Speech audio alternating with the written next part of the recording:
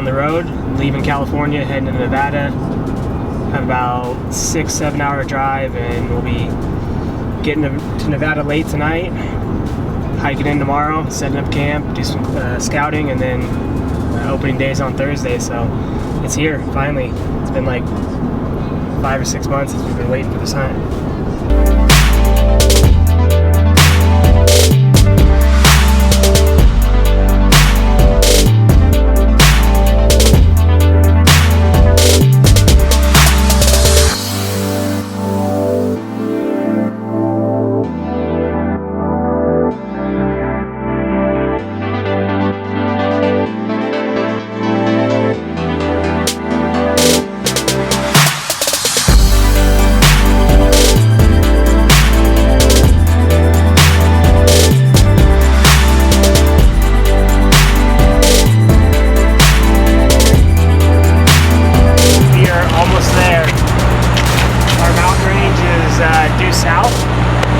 Probably still got about another 20 miles or so to go. It's already getting dark, so we're not going to make it in today, but we're going to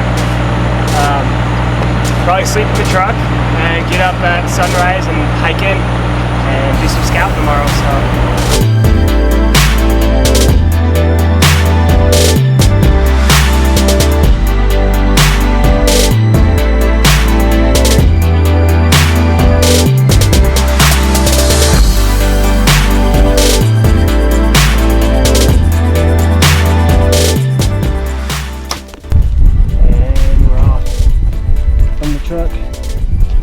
We got a road that runs to the top of this ridge, and then we're gonna go to the back of it.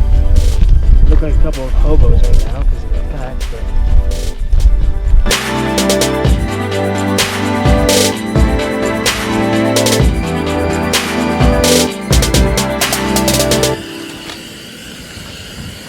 it's like now good 20 to 30 mile an hour winds out there, so we are cooking enclosed in the tent. The storm's just passing through, and I think we might get the tail end of it tomorrow too for the opener. Wind was definitely not here when we put our tent, and now it is ripping.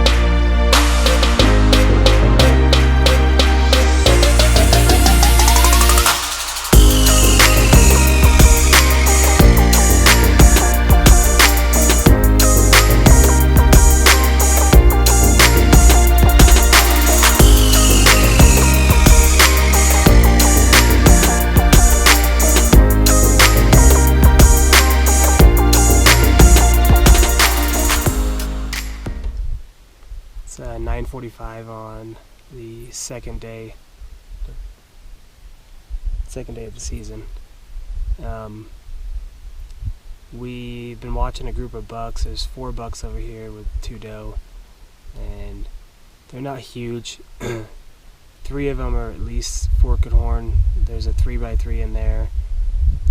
They all looked hard horn to me, but we're quite a ways away. We spotted them from probably close to a mile away, and we've been working our way closer as they bed. But now they're working their way down. They got up from their bed and they're working their way down the ridge, so we're kind of keeping an eye on them, hoping that they move a little bit closer to us on this north-facing slope, and then see if we can make a move from there. But right now, it's not looking good.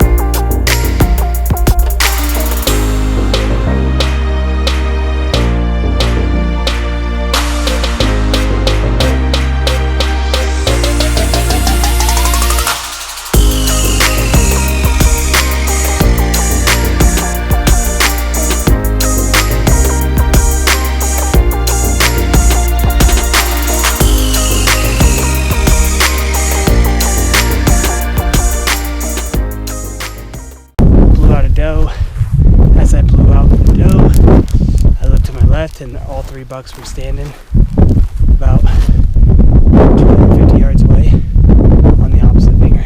So, lesson learned.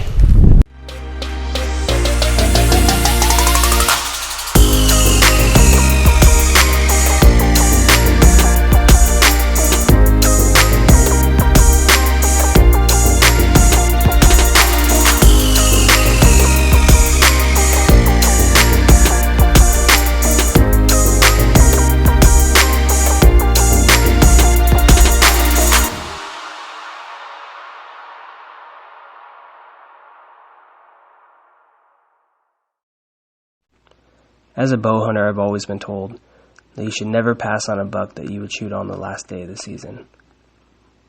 Being in the high country in Nevada and hearing all the stories of the giants that live there, I decided on opening morning that I would pass on this velvet 3x3. Looking back at it now, I should have taken advantage of that opportunity.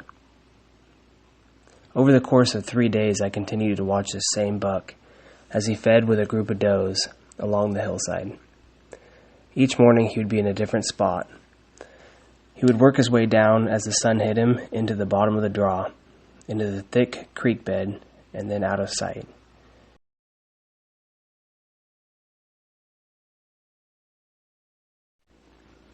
On the last day of our hunt, I had spotted a single forked horn as he lay in the shade of a rock outcropping.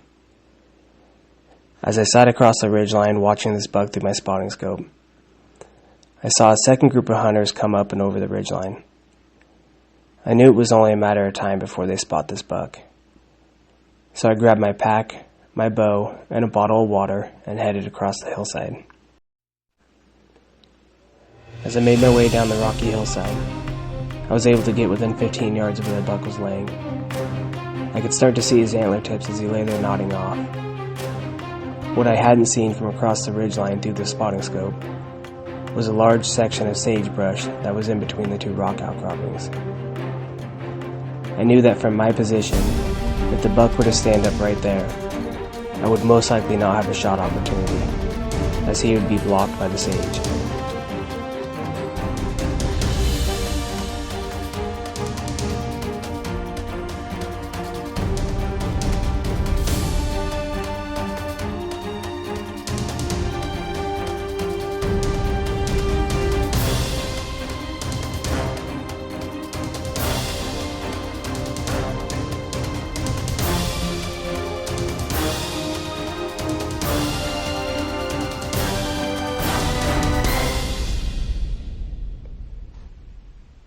At this point, I decided that I would try and come up over the top of the rocks and get an opportunity at this buck while he slept in his bed.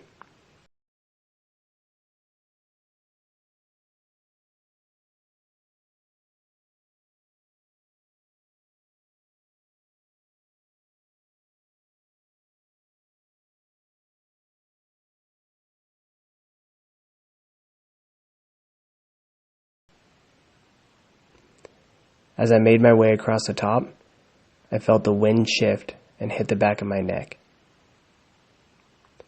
Before my brain could even process it, the buck was out 20 yards.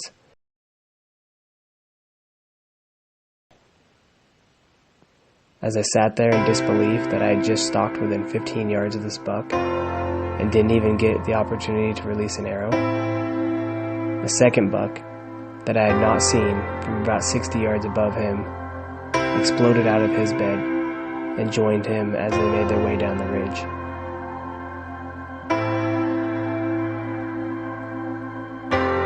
I made the long walk back to my buddy and back to the truck, knowing that my hunt was over.